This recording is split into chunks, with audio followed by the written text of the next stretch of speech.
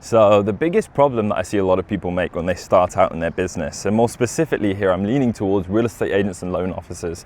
But if you have any type of service business, you'll be able to relate to this. The biggest problem I see is purely the inability to qualify a lead. Not every client or not every person that shows interest is a lead. And when we start out, we are under the impression that more in, more out. If you can have 100 phone calls, you're going to have a higher chance of closing a deal than if you were to have 5. That's an argument if you have 100 quality leads.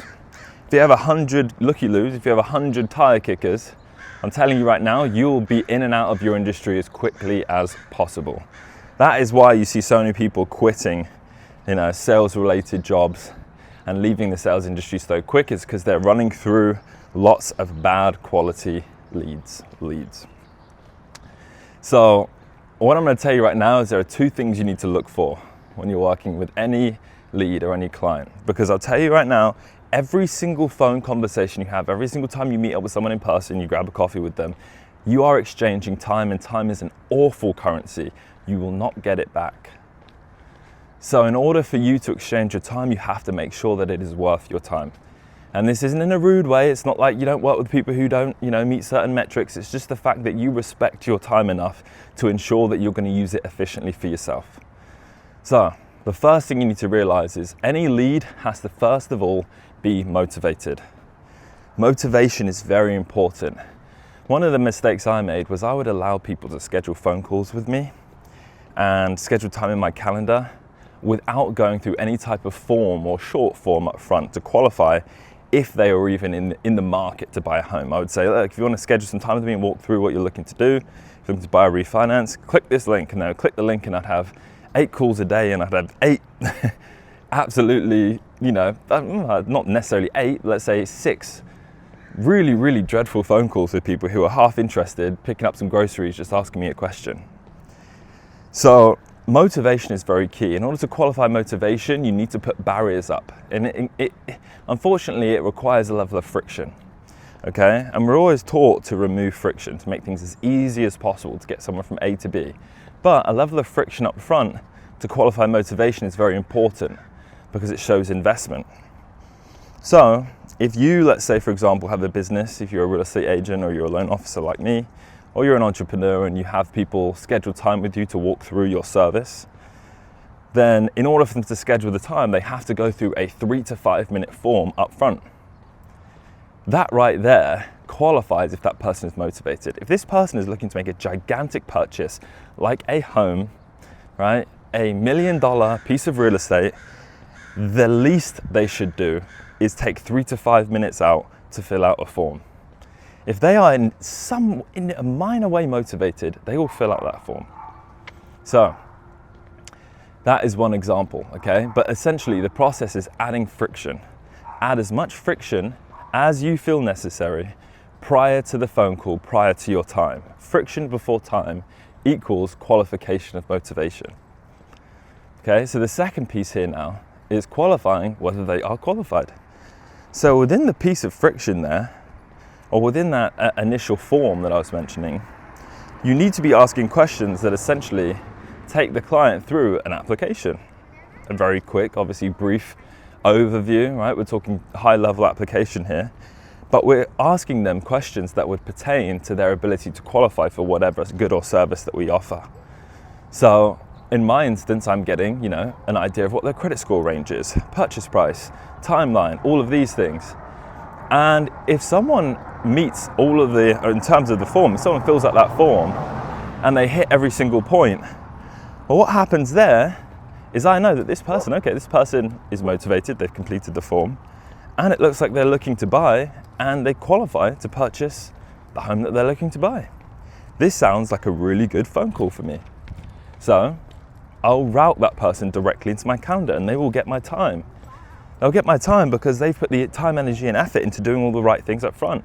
It's not easy to qualify. In this instance, I'm talking about real estate. It's not easy to qualify to buy a home or refinance or for a mortgage.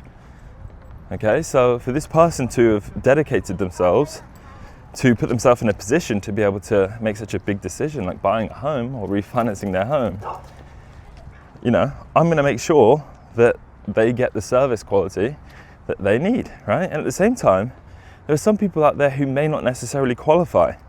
So let's say they have the motivation, but as they fill out that form, it's not coming through in the way that we need, right? We're not getting the idea that this person is going to be able to qualify for our service.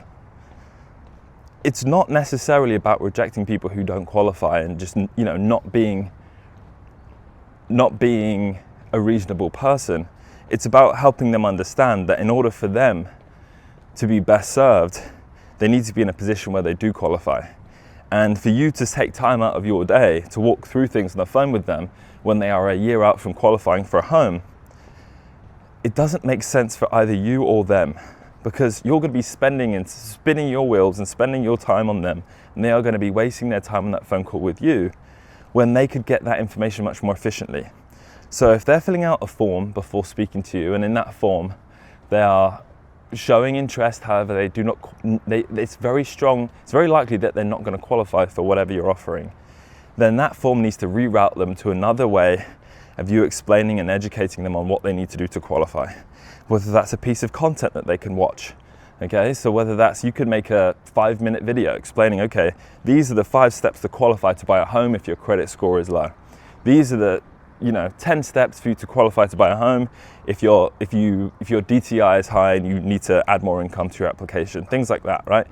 You can reroute the form, and this is what's called conditional formatting. You can reroute the form to take them to information that's going to help them get in a position that would allow them to now qualify, instead of you getting on a phone call with them. Because unfortunately on the phone call, you're just going to have to say, look, we can't help you here, but this is what you need to do. So instead of you spending that time on the phone call and doing that, it's more helpful for that person to go through that content at their will, at their leisure. And you creating some type of resource to assist them so that they can go back to that when they need it. Because that phone call will be a great 10 minutes, but they will likely forget it. However, if you give them a resource to help them get on their journey, they can go back to that resource and they can frequently kind of review it and see where they're at.